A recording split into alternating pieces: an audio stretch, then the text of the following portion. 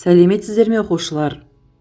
Сабақтың тақырыбы жердегі тіршілік үшін судың маңызы. Осы сабақта қол жеткізетін оқу мақсаттары жердегі тіршілік үшін судың іргелі маңызын түсіндіру. Сабақтың мақсаттары судың химиялық құрамын сипаттау, судың негізгі қасиеттерін ажырату, жердегі тіршілік үшін судың маңызын талдау.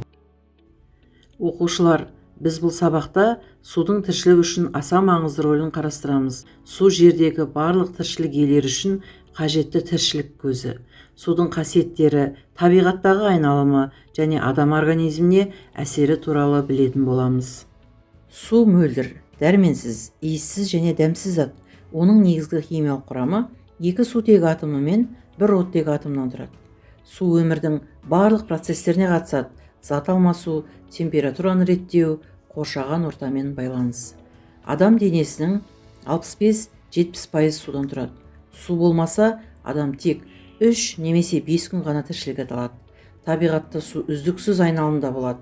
Мысал үшін, булану, конденсация, жауын-шашын және ағын арқылы. Бұл су айналымы тіршілікті қолдап отырады. Жер бетінде тіршілік ету сусыз мүмкін емес. Тірі организмдердің барлығы суда пайда болып өсіп-өнеді. Мысалы, адам денесінің 65% судан тұрады, ал өсімдіктердің жасыл бөліктерінде де су өте көп. Су тіршілік үшін негіз болып табылады, өйткені ол организмдердің жасушаларында зат алмасуды, температураны қалыпқа келтіруді қамтамасыз етеді. Судың жетіспеушілігі тірі жануарларға және өсімдіктерге ауыр зиян келтіреді. Жердегі барлық тірі ағзалардың 70%-дан астамы судан тұрады. Су жануарлар мен өсімдіктердің өмір сүруі үшін таптырмас ресурс болып табылады. Тек судың арқасында өсімдіктер фотосинтез процесіне қатысады, ал жануарлар су арқылы өз денесін суарады және қорғанады. Транспирация дегеніміз не? Транспирация өсімдіктердің жасыл жапырақтарынан судың буланып ауаға таралуы. Бұл процесс өсімдіктердің организміндегі судың ауамен байланысуы арқылы жүреді. Транспирация өсімдіктердің температурасын реттеуге және су айналымын қолдануға көмектеседі. Транспирация табиғаттағы су айналымының маңызды бөлігі болып табылады. Себебі ол ылғалды атмосфераға жеткізіп, жауын-шашынның түсуіне ықпал етеді. Судың табиғаттағы және адам өміріндегі маңызына келетін болсақ, су табиғаттың маңызды бөлігі. Ол күллі тіршілік әлемінің тірегі. Өсімдіктер мен жануарлар, адамдар су арқылы өмір сүреді. Су арқылы қоршаған ортаның таза болуы сақталады және су арқылы топырақ құнарлы болады. Адамдар күнделікті тұрмыста суды ішеді, шомылады, тамақ дайындайды және ауыл шаруашылығына пайдаланады. Сондықтан суды үнемдеп, оны ластанудан қорғау әр адамның міндеті.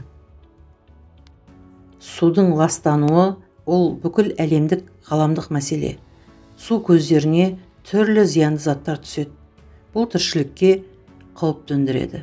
Ластанудың негізгі себептері: мұнай өңдейтін кәсіпорындардың қалдықтары, ауыр металдардың суға түсуі, радиоактивті элементтердің ластануы, улы химикаттар мен пестицидтер, қалалық және ауыл шаруашылық қалдықтарының суға ағуы.